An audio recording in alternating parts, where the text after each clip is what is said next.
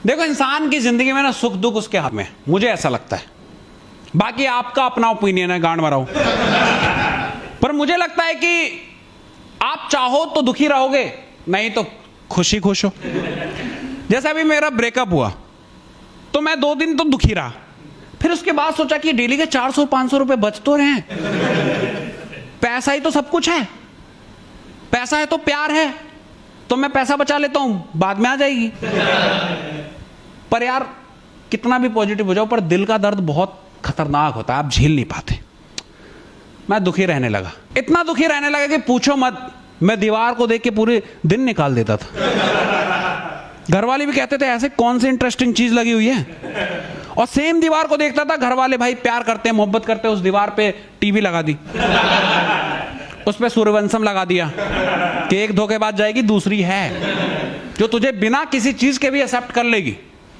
और तब से मैं हीरा ठाकुर का फैन हूं। मैं भी दिल मेरे तू दीवाना है गाना गाता हूं अकेले में, कि शायद कोई लड़की सुन के इंप्रेस हो जाए।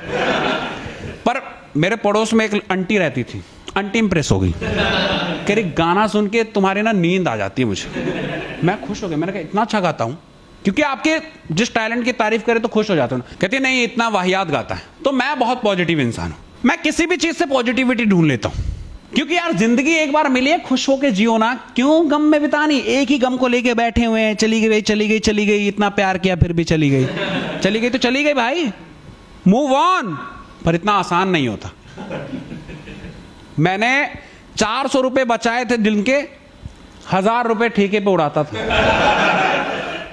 मैंने इतनी दारू पी कि लीवर भी जवाब दे चुका था, कर आप तेरा डॉक्टर का भी बिल आएगा। मुझे किसी दोस्त की जरूरत नहीं थी, मैं एक जगह बैठ के पूरा दिन बिता देता था। सच बता रहा हूं, मैं इतना परेशान था। जिस दिन ब्रेकअप हुआ उस दिन मैं रोते हुए हमारे इधर एक पार्क में बैठा हुआ था। मैं बैठ के सोच ही रहा था कि आखिर क्यों धोखा दिया, क्यों चली गई, क्या हुआ। कि तभी एक बाइक से 2 बंदे आए, उतर के आते हैं, मुझे लगा मैं दुखी हूं तो मुझे सहानुभूति देने आए, समझाने आए। होता है ना यार एक ह्यूमन नेचर, क्योंकि हर कोई एक जैसा नहीं होता। मेरे दोस्तों की तरह कह रहे गांड बांधे साले को, इतना समझाया फिर भी करेंगे प्यार, है ना, कुछ समझाते भी है। वो उतर के आया, बड़े प्यार से पूछा कि बेटा, मैंने उम्मीद भरी निगाहों से देखा कि हाँ, ये कार्ड पे जो गार्डन है ये कहाँ है। मेरा खून खौल गया।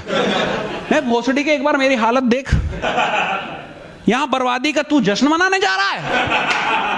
मैंने उसे पीट दिया, अंकल थे, पीट दिया, हाथ छोड़ दिया अंकल पे। हाँ, अंकल को समझ में आया कि हाँ ठीक है, बदतमीज बच्चा है। चले गए, क्या ही मुंह लगाना।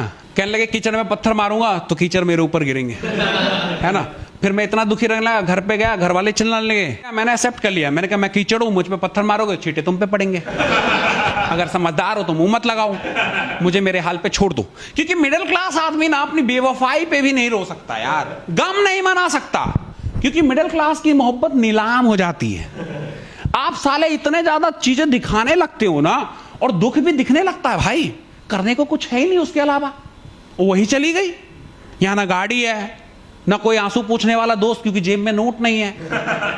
1000 रुपए का आज तो पी लोगे, कल का क्या होगा। आज दोस्त को पिला दोगे, कल दुख कैसे बिताओगे।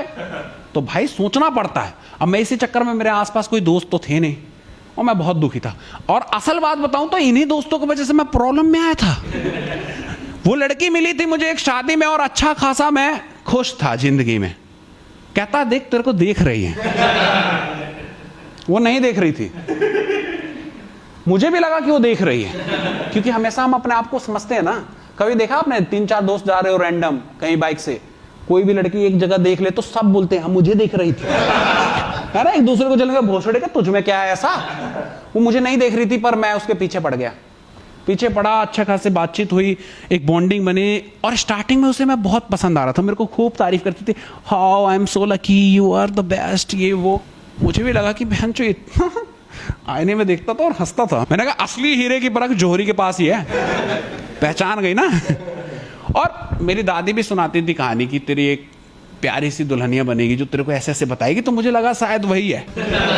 मैं पूरा दिल और जान से चाहने लगा। और स्टार्टिंग में इतनी प्यारी प्यारी बातें होती है ना, उसको हर चीज पसंद आता है आपका। बाद में कहती थी आपकी बियर्ड क्यों नहीं आती, ये कहां है। मैंने कहा यहां है, कह रहा वहां नहीं चाहिए। कह रही वहां नहीं चाहिए, यहाँ वहां मामा। मैंने कहा देखो दाढ़ी तो कहीं की भी है, दिल से अपनाओगे तो हर जगह का फील कर लोगे।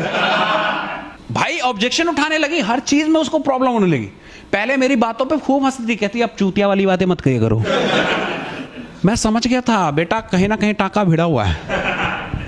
तो मैं जासूसी करने लगा और मैंने एक दिन पकड़ लिया, तो उल्टा मुझ पे ब्लेम करने लगी। तुम्हें भरोसा नहीं था ना इसलिए मेरे पीछे आए, जहां भरोसा नहीं हुआ रिश्ता नहीं है ना, तो ऐसा करो मूव ऑन।